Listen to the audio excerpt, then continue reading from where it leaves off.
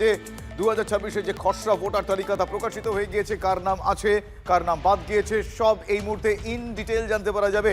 প্রথমে প্রকাশিত হয় কাদের নাম বাদ গিয়েছে, শুধু তাই নয়, যাদের নাম বাদ গিয়েছে কি কারণে সেই নাম বাদ গিয়েছে সেইটাও কিন্তু পাশে লেখা রয়েছে।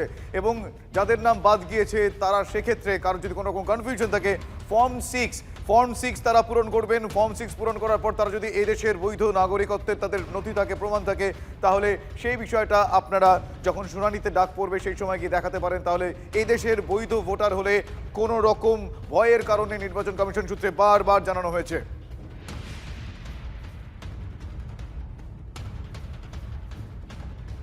প্রকাশিত হলো 2026-এর খসড়া ভোটার তালিকা।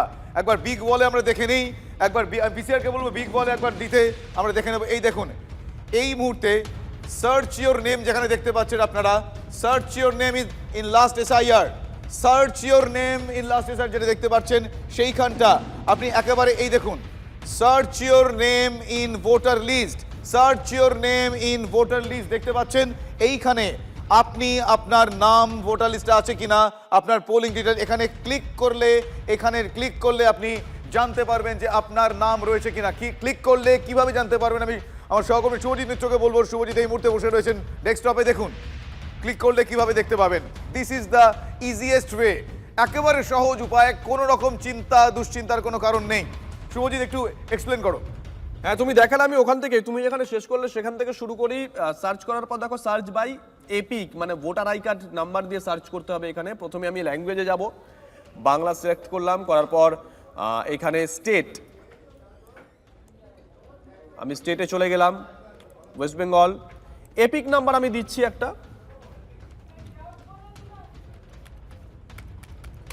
এপিক নাম্বার দিলাম, দেওয়ার পর এখানে ক্যাপচা দিচ্ছি আমি,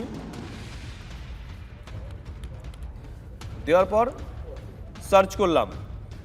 এটা আমার নাম আছে, ঠিক আছে। এই আমার এপিক নাম্বার রয়েছে ওয়েস্ট বেঙ্গল, কলকাতা নর্থ, বেলেঘাটা বিধানসভা, পার্ট নাম্বার দেখো দেওয়া রয়েছে এবং কোথাকার কোন পোলিং স্টেশন আমি ভোট দিই দেওয়া রয়েছে এবং পার্ট সিরিয়াল নাম্বারটাও দেওয়া আছে। আমি গেলাম ভিউ ডিটেলে, সেখানে গিয়ে কিন্তু আমি চাইলে এখান থেকে ভোটার তথ্য প্রিন্ট করুন, এখান থেকে কিন্তু আমি পুরোটা প্রিন্ট করেও রেখে দিতে পারি। এটা হচ্ছে, আবারও বলছি, এটা যাদের নাম রয়েছে তাদের জন্য। যাদের নাম নেই তারা যথারীতি সার্চ করবেন। এখানে সার্চ করার পর তারা হয়তো পেলেন না নামটা, সার্চ করার পর তারা নামটা হয়তো পেলেন না। আমি ধরো সার্চ করছি একটা নাম্বার, একটা এপিক নাম্বার, কার নাম্বার কি বৃত্তান্ত আমি পরে বলছি। আমি এপিক নাম্বারটা সার্চ করছি আগে।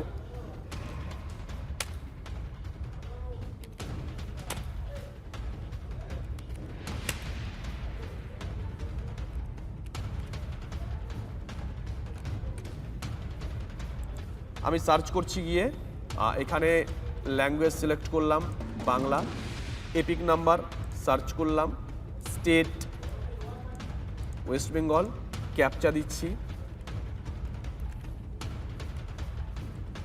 ক্যাপচা দিলাম, দেওয়ার পর দেখো রেজাল্ট আসেনি কিন্তু, ঠিক আছে। এখানে আসেনি, এটা আমার বাবার এপিক নাম্বার যেটা আমি সার্চ করলাম।